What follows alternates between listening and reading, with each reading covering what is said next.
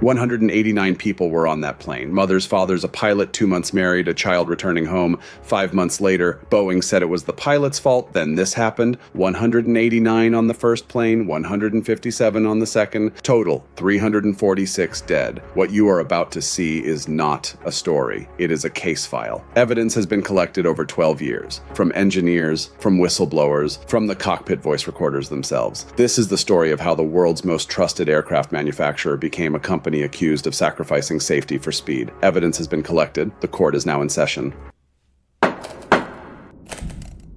On paper, Boeing won. For 78 years, Boeing had been an engineering company. The Boeing 747 had been called the most beautiful flying machine ever built. When it rolled out of the hangar in Everett, Washington in 1969, Boeing engineers had bet the company on it, and they had won. For 3 decades after that, Boeing was the gold standard of commercial aviation. Their planes carried the world. Their name meant safety. McDonnell Douglas was something different. Their DC-10 was infamous. In 1979, American Airlines Flight 191 lost an engine on takeoff from Chicago O'Hare. 273 people died. It remains the worst aviation disaster on American soil. 5 years earlier, over the forest outside Paris, the cargo door of a Turkish Airlines DC-10 blew open. 346 people died in 72 seconds. McDonnell Douglas had become one of the most controversial safety records in Western aviation. By 1997, they were losing money. They were losing customers. They needed a buyer. Boeing bought them for $13 billion. But within 5 years, every senior position at Boeing was held by a McDonnell Douglas executive. Many inside the industry later joked that McDonnell Douglas had effectively taken over Boeing from within. Boeing prioritized engineering culture. McDonnell Douglas prioritized financial performance.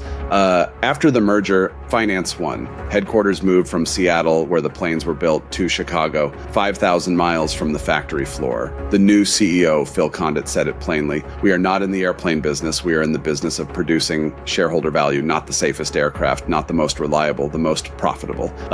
From that day forward, every decision at Boeing had to pass one question first: what will the stock price do?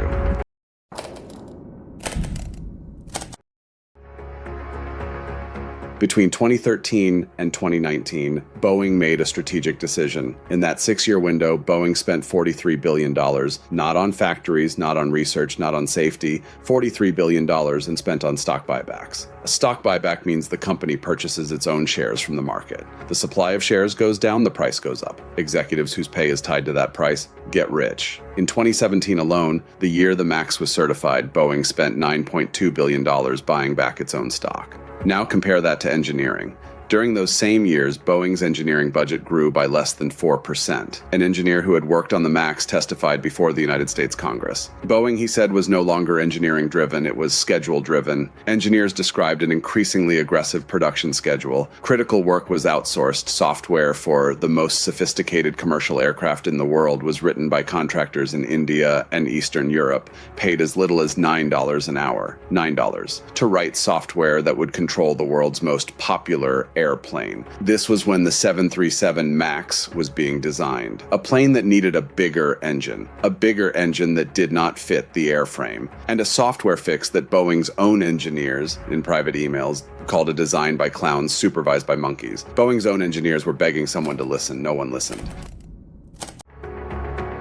Every airplane has an Achilles heel. The 737 MAX had one before it ever flew. Airbus had launched a new, more efficient single-aisle jet. Boeing was losing customers by the hundred. They needed a competitor. They needed it fast. A clean sheet design, a new airplane built from scratch, would have taken a decade and cost $20 billion. So Boeing made another decision. They would take the 50-year-old 737, the workhorse of the skies, and bolt a new, larger engine onto it. But the new engine was too big to fit under the 737's wing, so Boeing mounted it higher and farther forward. This made the airplane aerodynamically unstable under power. Engineers warned it could be pushed toward a stall. A real fix would require a redesign of the airframe. A real fix would take years. A real fix would cost billions. And it would mean pilots would need new training, which would mean airlines would have to pay for it. Boeing chose a different fix. They called it MCAS, Maneuvering Characteristics Augmentation System, a software patch hidden inside the flight computer, programmed to push the nose down whenever a single sensor said the plane was climbing too steep. A single sensor, no backup, no redundancy, no warning. When that one sensor failed, then and sensors fail, MCAS repeatedly overrode pilot input. But the worst part is not that MCAS existed. The worst part is that Boeing did not tell anyone.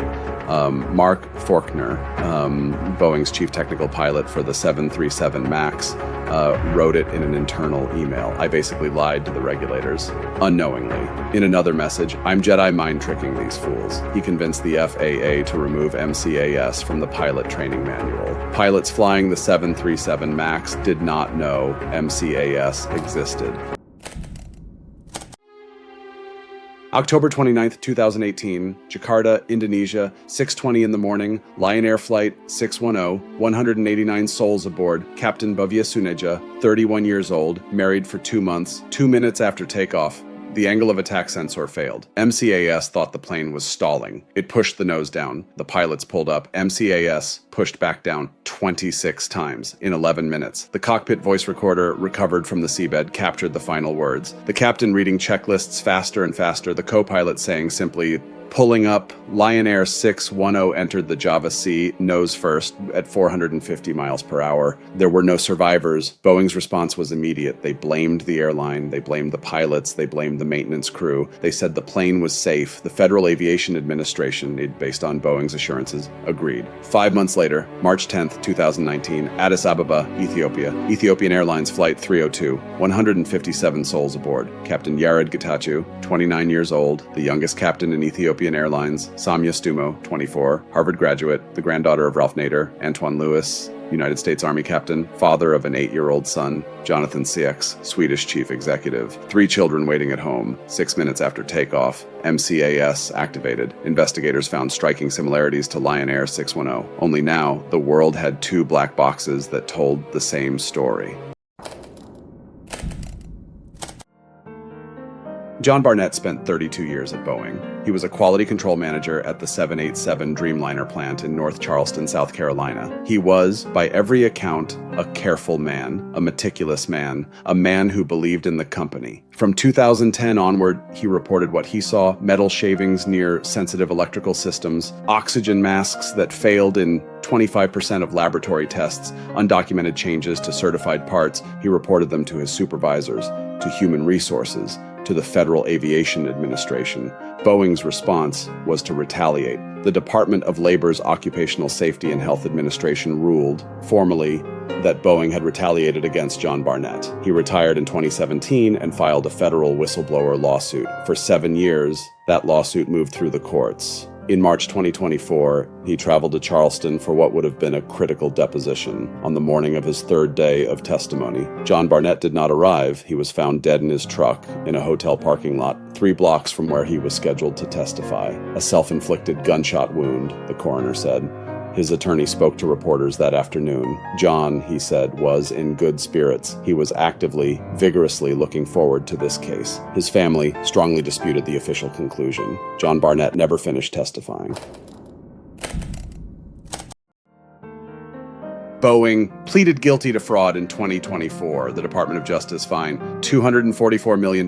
That works out to $705,000 per dead passenger, $43 billion on buybacks, $244 million in penalty, 0 executives in prison. The 737 MAX is still flying today. Boeing's stock is up. Reports indicate engineering turnover remains elevated. And in a quiet cemetery in Charleston, a whistleblower who tried to warn the world is buried, leaving behind a case that remains deeply controversial.